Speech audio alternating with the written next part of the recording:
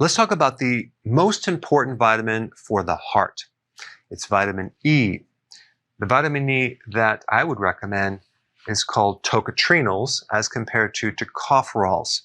There's different type of tocotrienols like alpha, beta, delta, and then you have different tocopherols too, which is alpha, beta, delta. But the primary, and I believe the most important part of the vitamin E complex would involve these, okay? So not tocopherols. Yet tocopherols will help you.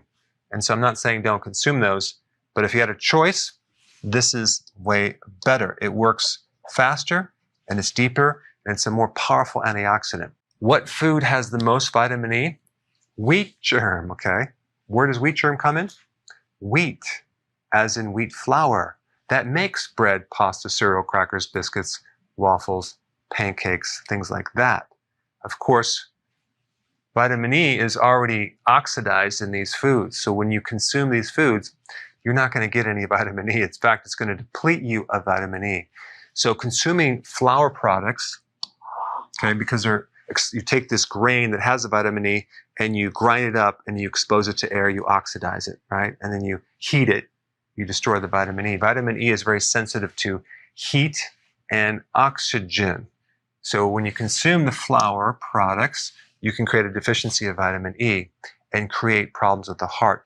Probably the next most damaging thing to the heart is emotional stress. And you've heard of that before, where emotional stress can break your heart, right? Especially if it's chronic stress. But as far as the heart goes, if you're deficient in vitamin E, your risk for getting angina goes up. You need vitamin E to help keep the oxygen very high in the heart. And without vitamin E, the heart tends to cramp and you can experience chest pain. And taking vitamin E can greatly reduce chest pain and increase the oxygen carrying capacity in the lungs, because vitamin E is an antioxidant, okay? And then you have oxidation in general. Vitamin E counters that, so it reduces damage from oxidation, whether that's from stress or these right here or sugar or whatever. Vitamin E is also good to help regulate blood pressure. If you're low in vitamin E, your blood pressure can go up, affecting the heart. Now, this one is probably the most significant. The coronary artery, which is the main blood supply to the heart. The inside of that artery has a special layer of cells which become inflamed when you're deficient in vitamin E. Vitamin E is normally supposed to be in there to protect that artery from becoming inflamed. So if you're deficient in vitamin E, we don't have any protection. So if you're consuming these foods, for example, or going through stress, you get the oxidation, you get inflammation. Then comes the Band-Aid to put out the fire. Cholesterol as a Band-Aid with some calcium plaquing and fibrous tissue. So you have this plaquing going on and hardening of the arteries.